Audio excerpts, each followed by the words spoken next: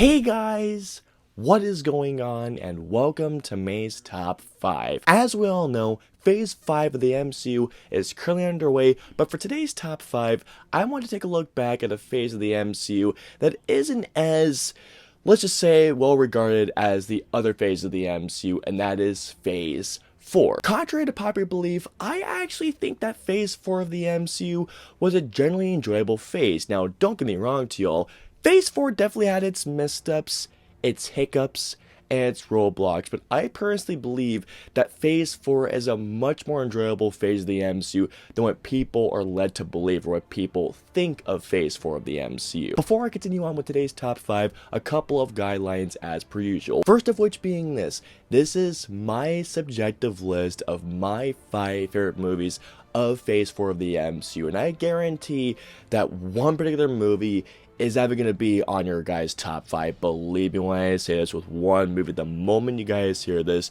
you're probably going to stop watching this video immediately. Second of which is this is going to be a list of the theatrically released movies of Phase 4. So you're not going to be hearing of the TV shows like WandaVision or Moon Knight, or for example, Werewolf by Night. This is only a ranking of my top 5 of the films released in theaters of Phase 4. Third and final, guys, let's just have a great time talking about a phase that wasn't as well regarded, but it's a phase I enjoy nonetheless. But with all that being said, guys, let's get into the top 5. Let's get it on. Number 5. Kicking things off at number 5 spot, I have Thor, Love, and Thunder. Believe me when I say this, I know the moment that you guys hear Thor, Love, and Thunder, you're either going to stop watching this video immediately or the dislikes are coming. I just know it. I am prepared for impact on this one. Thor, Love, and Thunder is regarded as the worst MCU film, and believe me when I say this to you guys,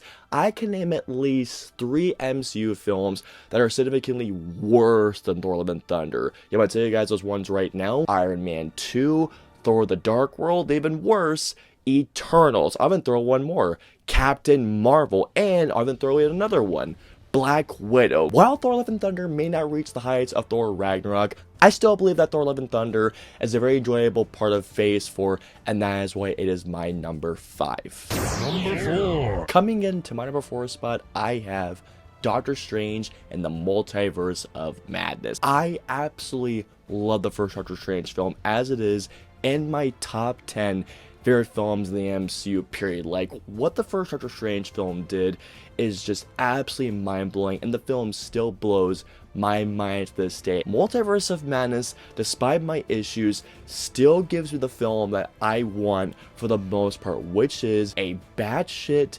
bonkers, and insane thrill ride with Doctor Strange through the madness of the multiverse. When it was initially reported that Scott Derrickson left Multiverse of Madness, I was a little afraid because I thought that what Derrickson did with the first one was so special. But then, when I had heard that Sam Raimi was coming attached, I just thought, you know what?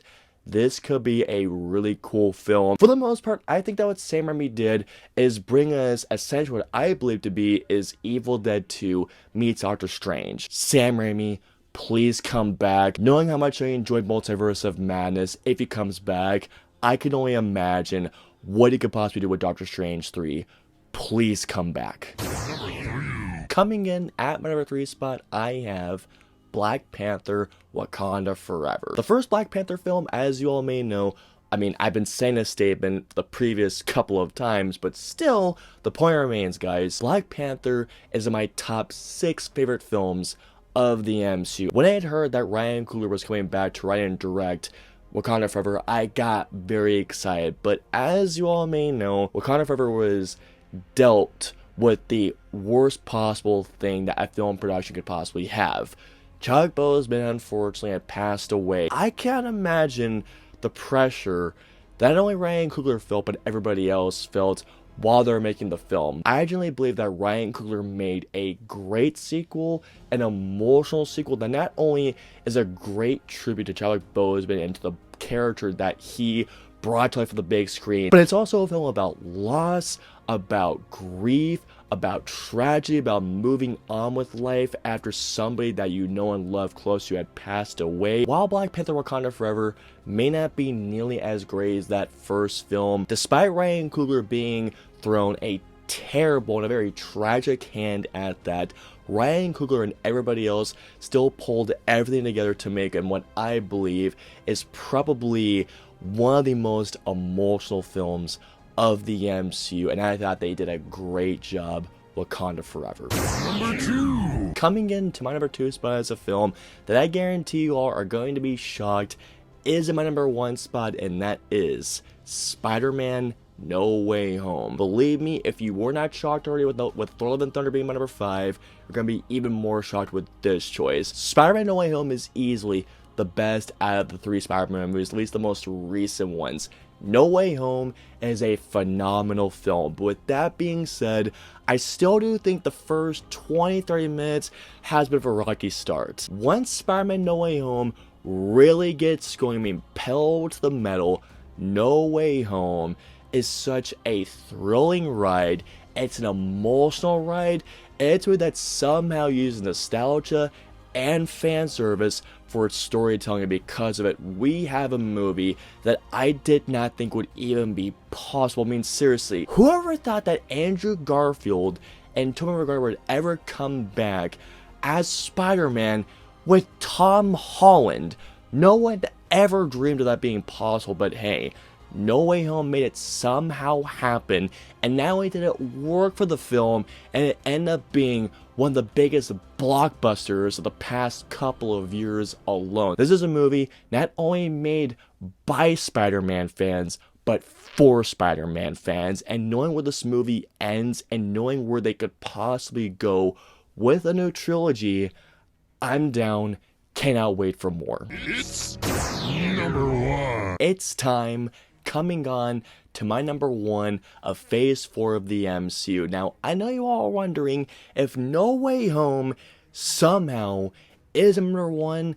What is my number 1 of Phase 4? Well, guys, my number 1 favorite film of Phase 4 of the MCU is ShangChi and the Legend of the Ten Rings. I cannot describe to you all in a single word or sentence how much I love ShangChi and the Legend of the Ten Rings. This is a movie that felt like it gave me something that I had wanted in the MCU for such a long time, was just something different, fresh, unique, and somehow original given the constraints of the MCU. Shang-Chi essentially gave me a film that I have wanted in the MCU for a long time, and that is a kung fu martial arts film meets the more superhero aspects of the MCU, which is essentially giving me Crouching Tiger, Hidden Dragon meets MCU. And knowing how much I love Crouching Tiger, Hidden Dragon, seriously, my favorite films of all time,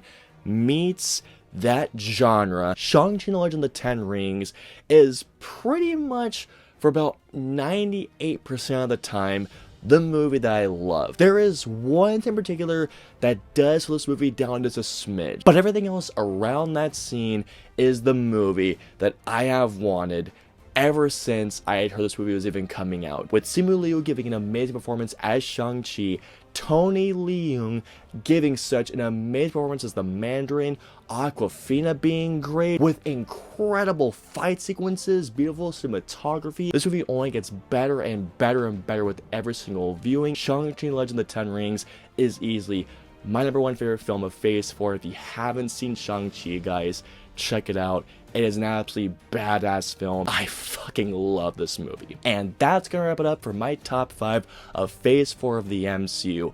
Please comment and let me know below, what are your top 5 of Phase 4 of the MCU? Let me know below. If you guys want to follow me on social media, I'm on Facebook, Twitter, Instagram, and I'm also on Twitch. So if you guys want to follow me on all those social media platforms, all the links in the usernames are in the description below. I hope you all enjoyed my top 5 of Phase 4 of the MCU. If so, please hit that like button, also subscribe, and don't forget that notification bell for my latest top 5 goes live.